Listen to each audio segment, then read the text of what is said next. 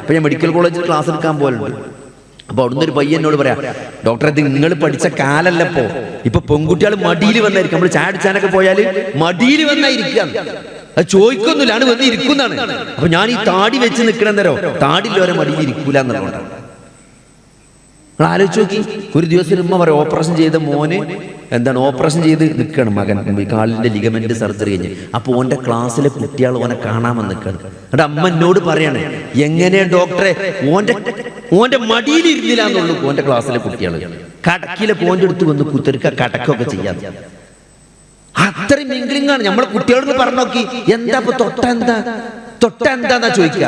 നമ്മള് അങ്ങനെ ചിന്തയൊന്നുമില്ലാതെ നമ്മൾ തൊട്ട എന്താ പ്രശ്നം സഹോദരങ്ങളെ തോന്നുകയാണ്. അങ്ങനെ തൊട്ടാ ഒരു പ്രശ്നമില്ല തോന്നുകയാണ്. അതൊക്കെ ഉണ്ട്. അല്ലാഹു സുബ്ഹാനഹു വ തആല തുടരുത് എന്ന് പറഞ്ഞോ.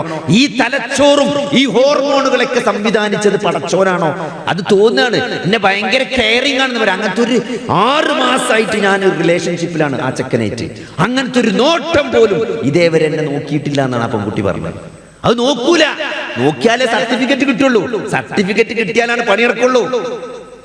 കുറച്ച് കഴിഞ്ഞാൽ ചാൻസ് കിട്ടുമ്പോ മുതലാക്കും. ആ മുതലാക്കണമെങ്കിൽ എന്ത് വേണം? കുറച്ചു കാലം നല്ല ആളായി നടക്കണം. അപ്പോഴേ എന്ത് ചെയ്യുള്ളൂ, ഇതിന് ചാൻസ് കിട്ടുള്ളൂ. അതുകൊണ്ട് എല്ലാ 99% ഞാൻ പറയാം, എന്റെ അഭിപ്രായത്തില് എല്ലാ ആണുങ്ങളും ഇത് കിട്ടുമോ നോക്കിയിട്ട് തന്നെ നടക്കണേ. വെറുതെ ഒന്നല്ല ആരും കൊണ്ടുനടക്കണേ. പെൺകുട്ടികളെ ജ്യൂസും വണ്ടി വാങ്ങിക്കൊണ്ട് ബൈക്കിന്റെ ബാക്കിൽ കൊണ്ടുനടക്കണേ. പക്ഷെ അത് മനസ്സിലാക്കാനുള്ള ബുദ്ധി ഈ പാവപ്പെട്ട പെൺകുട്ടിയൊക്കില്ല. പെടുമ്പോഴും കുടുങ്ങി കഴിഞ്ഞിട്ടാണ് ഇത് മനസ്സിലാക്കുക. അതുകൊണ്ടാണ് ഒരു അന്യ സ്ത്രീന്റെ ദേഹത്ത് കൈവെക്കരുത്, സ്പർശിക്കരുത്, തൊലി തമ്മിൽ ചേരരുത്, തൊടരുത് എന്ന് പറഞ്ഞത്, ഒറ്റക്കാകരുത് എന്ന് പറഞ്ഞത്. നിങ്ങൾ ആലോചിച്ച്, ഒറ്റക്കാകരുത്. പിശാച് മൂന്നാമനാണെന്നാ. ഈ ബന്ധങ്ങളിലും റിലേഷൻഷിപ്പിലൊക്കെ കുടുങ്ങിയ ആൾക്കാരോട് ചോദിച്ചു നോക്കി, അതിന്റെ ഒക്കെ തുടക്കതാണ്. ആകാശം പൊളിഞ്ഞാടുമെന്നാ ചോദിക്കുക കുട്ടികള്. പക്ഷെ ആകാശം ഒന്നും പൊളിഞ്ഞാടൂല. പക്ഷെ ആകാശം പൊളിഞ്ഞാടുന്ന ഒരു ദിവസം വരും. അന്ന് ഇതൊക്കെ തീരുമാനിക്കപ്പെടും. അന്ന് വിചാരണ ഉണ്ട്.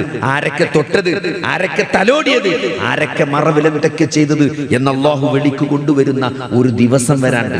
ആ ദിവസത്തിന് തയ്യാറെടുക്കലാണ് മനുഷ്യ ജീവിതത്തിന്റെ ലക്ഷ്യമെന്നത്. അത് കൃത്യമായിട്ട് നമ്മൾ മനസ്സിലാക്കണം.